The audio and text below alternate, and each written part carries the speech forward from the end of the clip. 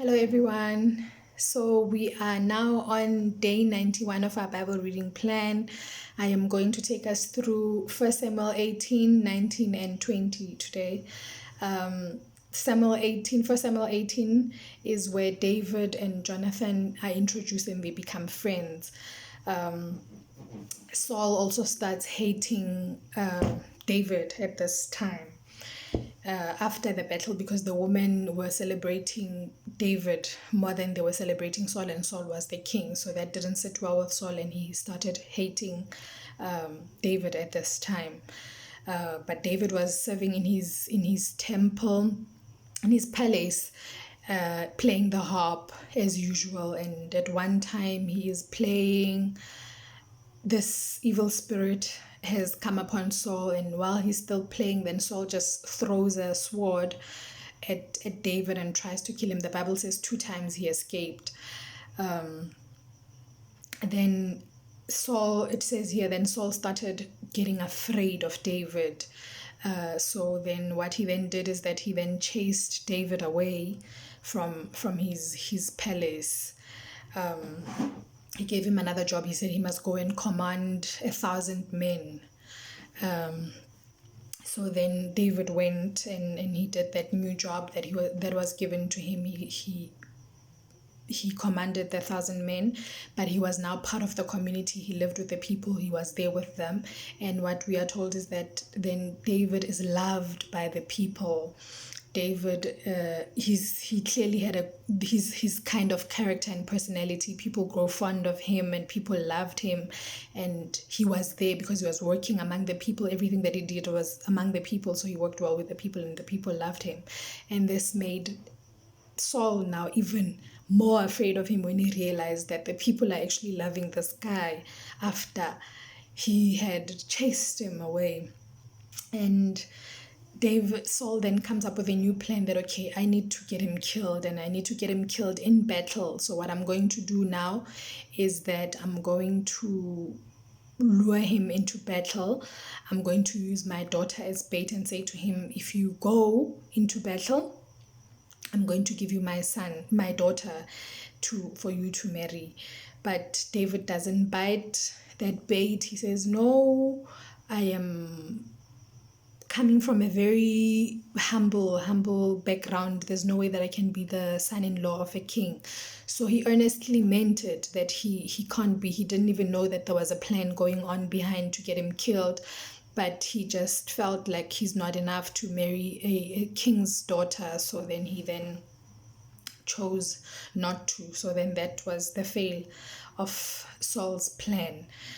Second time around, then he also learns that no, his second daughter, his last, I think the youngest daughter, is in love with David. He then learns that, okay, now I can use this one. He probably thought so because David was most probably also in love with the daughter himself. So he then uses it as bait again, and he sends for people to say to him, go to battle. If you come back, then if you win, then you're going to marry the king's youngest daughter. Once again, David says, no, I'm not good enough. My family, where we come from, my father, no, I will not be able to do that. Then Saul then says to them, no, secretly convince him, tell him that no, king really wants you, it's an honor, what. So he then they do that. Then David gets convinced, and he says to them, though, but I will not be able to afford the dowry, the lobola. And he says to them, no. They come back with a message from Saul that says, no, don't worry about it. All you need to bring is 100 foreskins from the Philistines, and that will be enough. All he wants is to see his enemies slain. So if you do that for him, then you'll get the daughter. David, with his faith, knowing that nothing is impossible with God, he's sort of figures, I can do this. So he goes into battle and comes having killed 200 Philistines, and he actually comes back with 200 foreskins.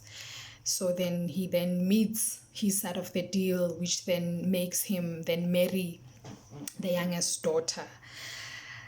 Upon realizing that his daughter is actually in love with David, then Saul realizes that this thing has gone bad instead of going good, because now this girl actually loves him.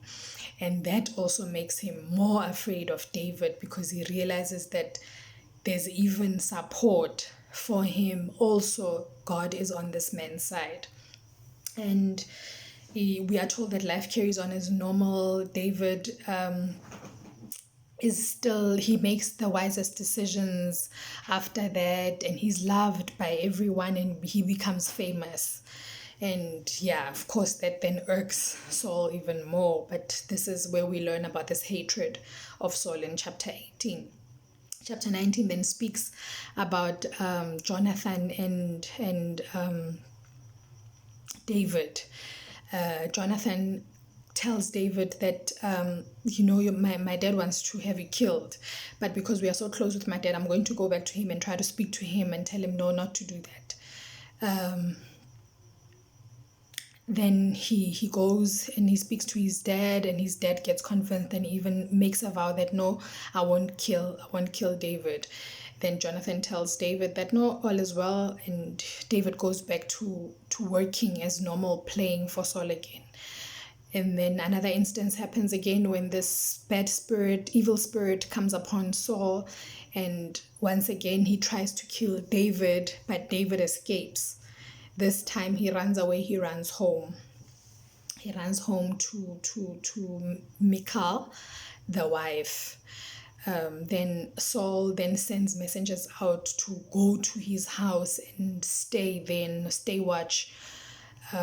Then Michal, then probably being told by the servants of the king that they want to kill David, then Michal says to him, no, you need to escape.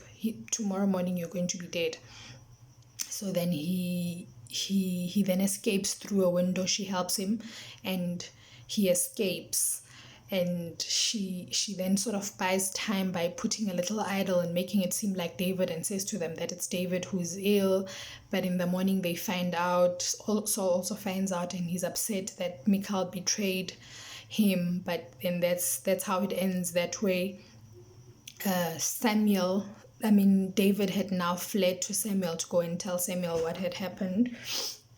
And he then takes cover with Samuel to another town in that area where they were in.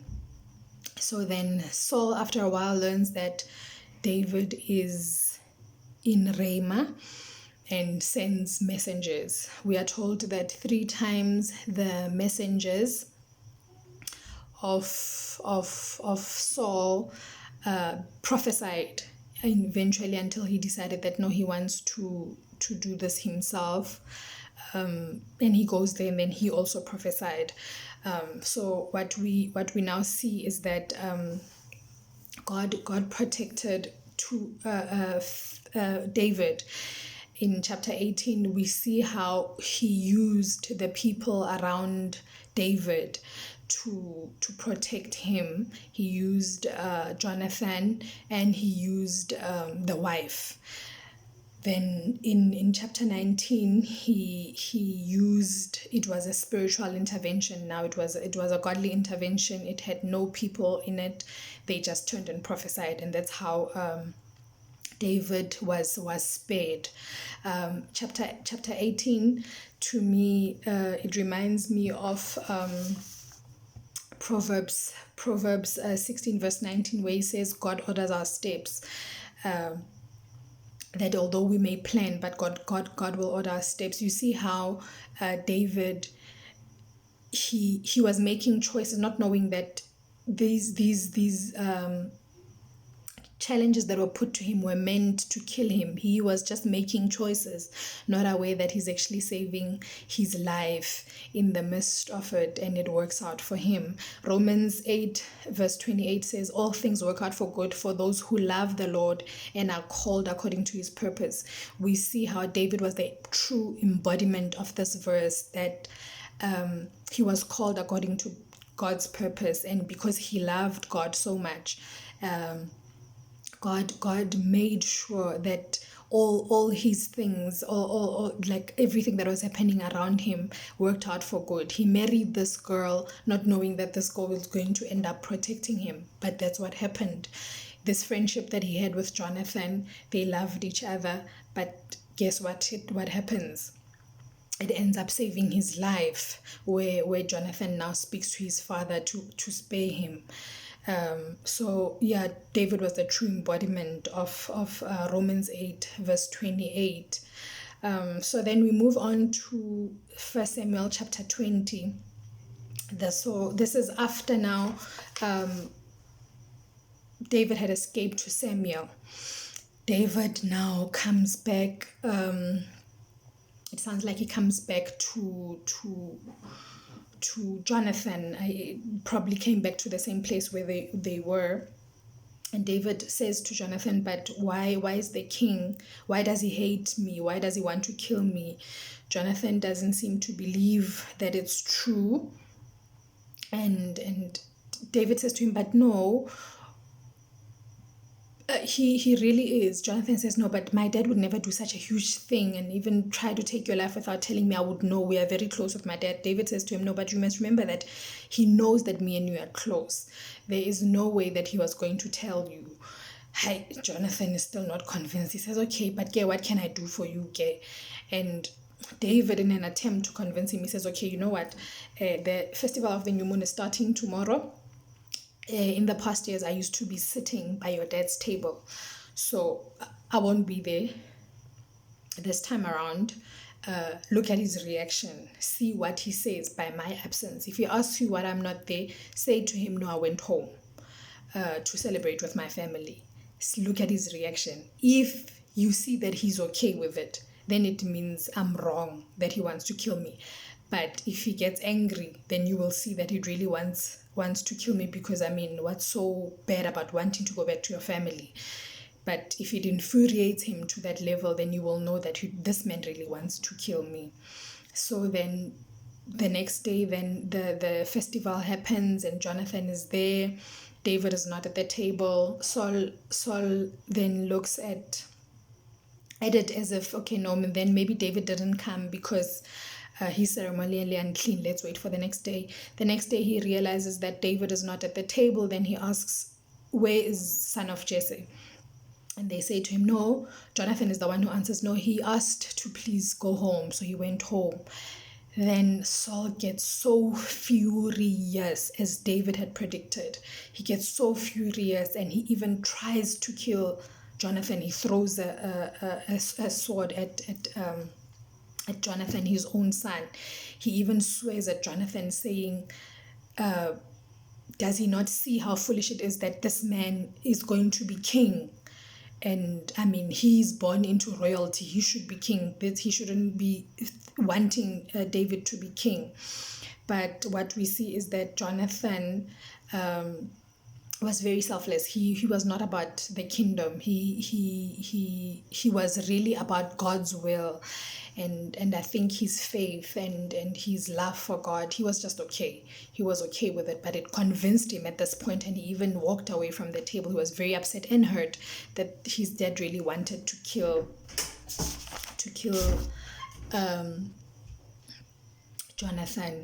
David. So then Jonathan then goes back to David to tell him the report that no, you were right, and he signals to him exactly as he promised with the arrows. And then this is now at the end where they then separate after having made an oath that he would never betray him, and we see him being loyal, and we see him truly sticking to his word, and yeah, their friendship goes beyond power, their friendship, their loyalty, and you can see that their foundation, which is what made Jonathan like David in the first place, was their faith in God, and that has kept them together. And even beyond these chapters that we're reading, we will hear how it's transcended time, and yeah, that's beautiful. So thank you. We shall discuss further on the next chapters. Thank you very much.